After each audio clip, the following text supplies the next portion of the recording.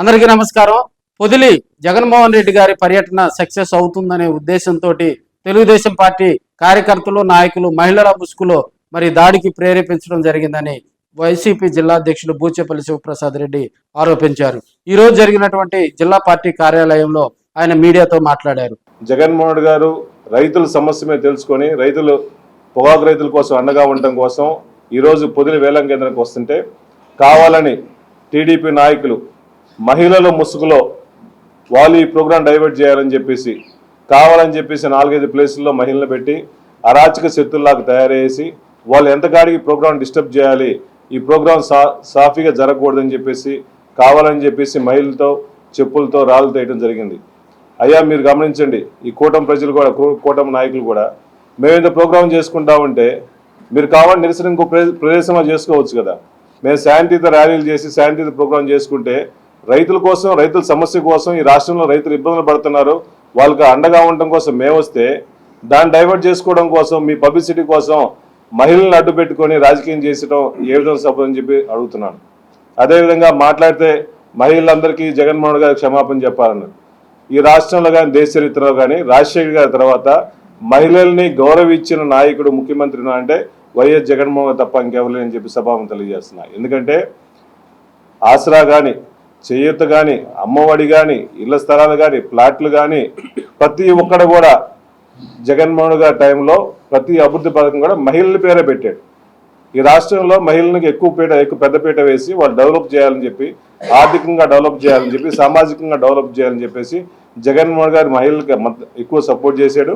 ఈ రోజు ర్యాలీలో కూడా వాళ్ళు నిరసన తెలియజేస్తున్నారని తెలిసి కూడా వాళ్ళందరికీ నమస్కారం పెట్టేసి పోయిన ఘన చరిత్ర ఉన్న జగన్మోహన్ గారిని మీరు కావాలని చెప్పేసి మహిళల ముసుగులో రాజకీయం చేయాలని చెప్పి అనుకోవడం నిజంగా చాలా బాధాకరం.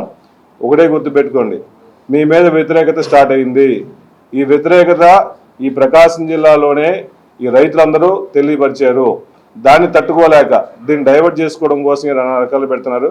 దయచేసి కూటమి నాయకులకు దయచేసి ఆపండి, ఇటువంటి చర్యలు ఆపండి. ఈ కార్యక్రమంలో కావాలని చెప్పి రాళ్ళు దాడి చేయడం వల్ల మా కార్యకర్తలు కూడా ఇబ్బంది పడ్డారు, తలలు కూడా బయలుపోయినాయి.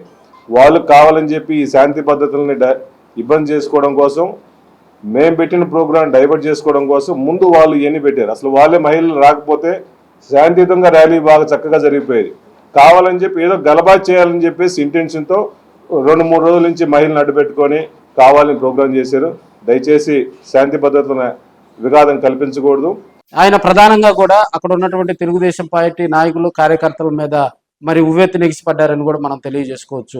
తమ అధినేత రైతుల కోసం, రైతుల సంక్షేమం కోసం, రైతులు పడుతున్నటువంటి ఇబ్బందుల పరిష్కారం కోసం పోరుబాట కార్యక్రమానికి 50,000 మందికి పైగా రైతులతో తాము మరి శ్రీకారం చుడితే ఆ కార్యక్రమాన్ని చెడగొట్టాలనే ఉద్దేశంతో అక్కడ ఉన్నటువంటి లోకల్ లీడర్స్, పొదిల్లో ఉన్నటువంటి తెలుగుదేశం పార్టీ నాయకులు, కార్యకర్తలందరూ కూడా ఉసిగొలిపి తమపై రాళ్ల దాడి, చెప్పులు దాడి చేశారని ఆయన మండిపడ్డారు. బూచేపల్లి శివప్రసాద్ రెడ్డితో పాటు మాజీ మంత్రి మేరుగు నాగార్జున, ఒంగోలు ఇన్ఛార్జి చుండూరు రవిబాబు, మార్కాపురం ఇన్ఛార్జి అన్నా రాంబాబుతో పాటు పలువురు నాయకులు, కార్యకర్తలందరూ పాల్గొని ముక్త కంఠంతో దాడిని ఖండించడం జరిగింది.